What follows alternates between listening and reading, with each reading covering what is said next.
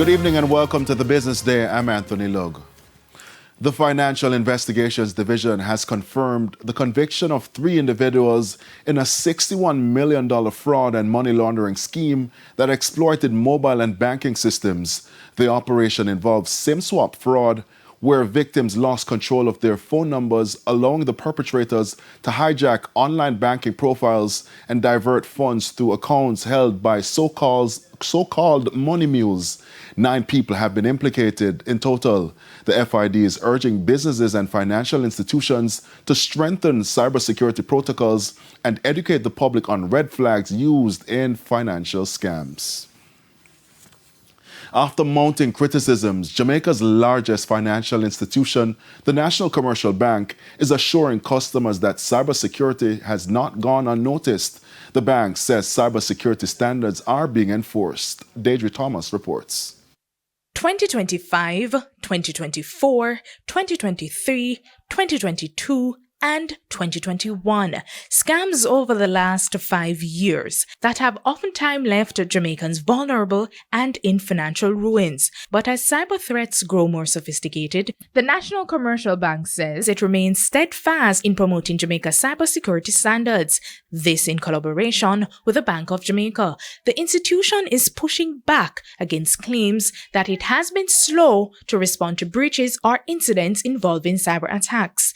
It's actually required by us, by Data Protection Act, that we report any breaches of customer information, whether that is originating from a security breach or just an inadvertent, somebody sends the wrong email with maybe another customer's name and account balance or anything like that. So that is actually required by law. So we do report that. What may not get to the media is we wouldn't want to tell the customers' information to the media. This comes as the Bank of Jamaica has issued a warning over the sharp rise in banking fraud, up 330.6 million since 2020. This surge in cybercrimes has become one of the most significant emerging threats to the country's banking sector. NCB's Cloud Security Manager Ruben Burton says his staff remain as the first line of defense with ongoing training to help protect customers from cyber attacks. Yet, common mistakes persist. Clicking on the links and the emails, you'll fall prey depending. They get crafty just on the nature of advancements in technology. You know, AI now, that's a big topic that you hear almost every day. It's a buzzword. And so the emails are getting craftier by those attackers.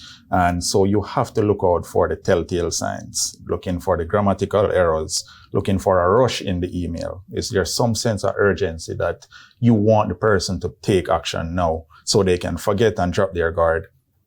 You can also look out for general salutations. So a lot of the times they won't know who they're attacking. So they'll just send out a there or good day, ma'am, good day, sir. He also warned against the use of public Wi-Fi connections. You'll be at the airport or, a lot of places that you can go and sit. You have the cafes, for example.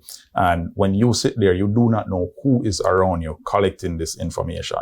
So what they'll do is they'll introduce another wireless modem for you. And then now that will present itself as the legitimate wireless that is being broadcasted from the location that you are. But that's not actually it. You're actually connecting to those users, that attacker's wireless. And then anything you pass through that wireless is going to be captured by them. Mr. Burton says there isn't much variance in terms of who is affected.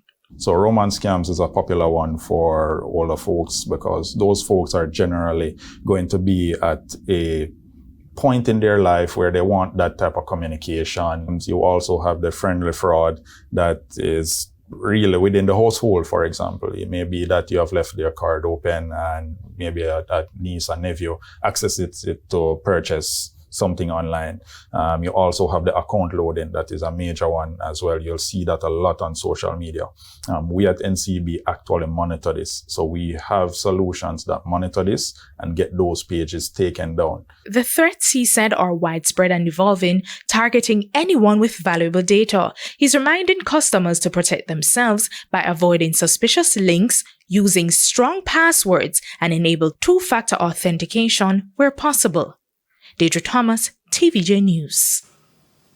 To news on the stock market now. The JSE index advanced by 68 points, while the junior market index advanced by 6 points. The winners include The Lab, Key Insurance Company, Medical Disposables and Supplies, Blue Power Group, and AS Bryden & Sons Holdings. The losers include MPC Caribbean Clean Energy, Iron Rock Insurance Company, Tropical Battery Company, Jamaican Teas, and Radio Jamaica. 20 stocks traded firm.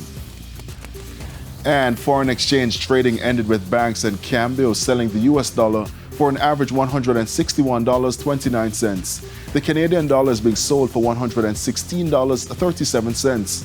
The pound is going for $218.83, while the euro is selling for an average $191.53. And that's the business day. I'm Anthony Lugg. News from overseas after the break.